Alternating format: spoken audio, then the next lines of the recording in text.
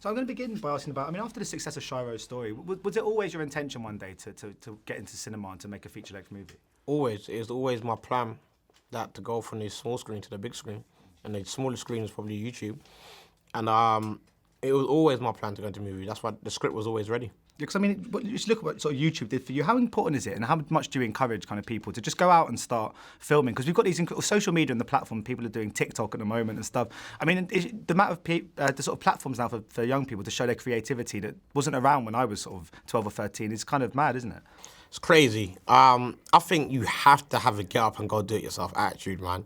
Like, remember, if you're waiting on someone else's time, you're going to be waiting forever.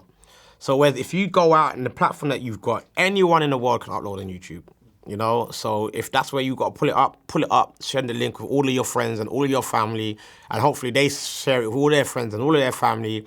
And the next thing you know, you're going from the small screen to the TV screen to the cinema screens, if that's what you want to do.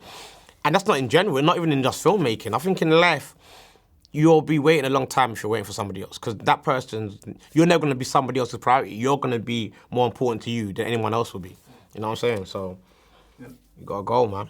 And I think, I mean, the creativity in London is amazing. I mean, you see, obviously, not just the cast in this movie, but sort of the rise in grime music and stuff. And the way that the amount of sort of the things that people have got to say in London is incredible. I'm just wondering, do you think we do enough, or the older generations and schools do enough to unearth talent? Or do you think that there's still, people are still suppressing kind of creativity from youth people? I don't know if they're suppressing it, but I think they're looking in all the wrong places. I think something like creativity, I don't think it can be judged on a degree, on what film school you went to, or what was your degree result. I think you need to be looking at where the platforms are that show creativity. So if I was looking for a new storyteller or a new artist or whatever it was, I'll go to the platforms where these creators post and say, right, you know what, that's really good, I want to get him in. Like, I think they just don't think the tradition. I think the traditional way is so set in stone of film school.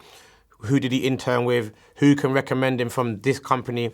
Where they're not looking at, right, who's actually making the stuff that's really good. Like, you know, this might be just be a kid who comes from South London who just uploaded something that he shot on his camera phone on YouTube. So I think they just need to look further now. And I think the whole traditional way is over now. I think it's a different world. It's a social media world.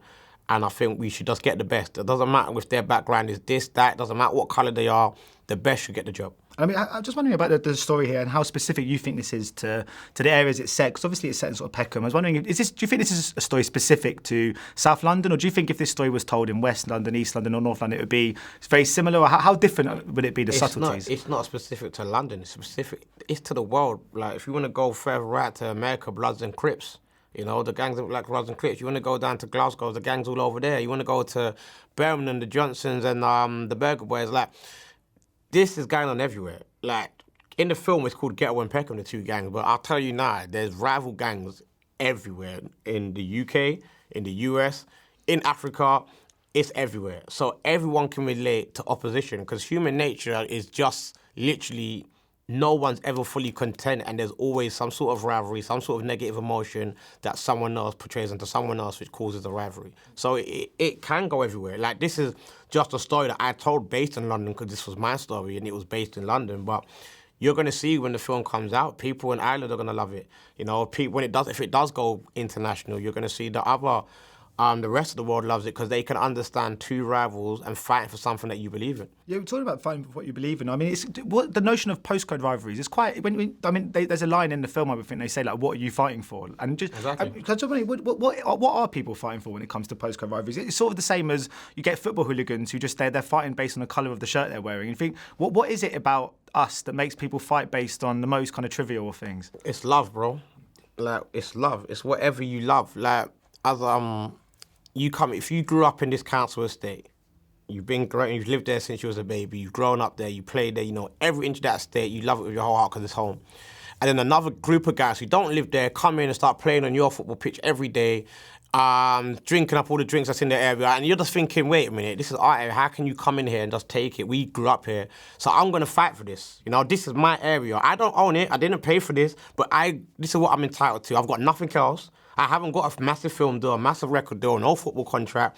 All I've got is this area, so I'm going to be darned if I let anybody else take it away from me. So I'm going to stand and toe for it and fight for it. And that's all it is the mentality. People, they get possessive over something that they love. So when you fight for love, it's like in a film, all the characters are fighting for something or someone they love.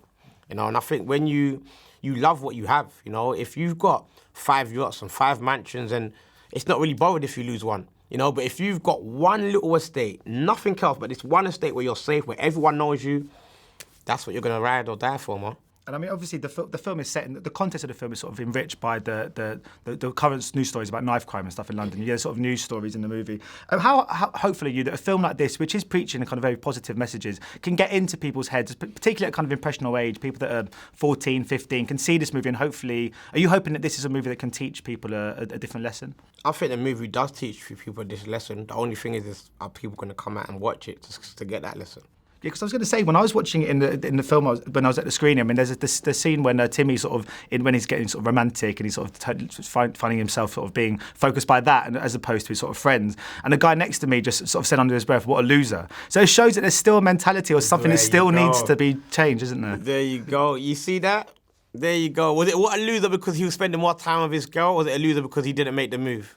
What scene was it? No, it was when he was. No, it wasn't that. It was when like he was a just montage. It was when he was just being loved up. It was when he was just being quite nice and. You see that? That's still something. That's a mentality that me and you think that's a bit weird, but maybe to his group of friends, yeah, man, you pick your guys over girls. You know what? I'm saying human nature is something you can't control, man. Like everyone thinks different. So some people might say he was a loser, but he's in love. He wants to be with his girl. He maybe doesn't want to hang with his mates every day.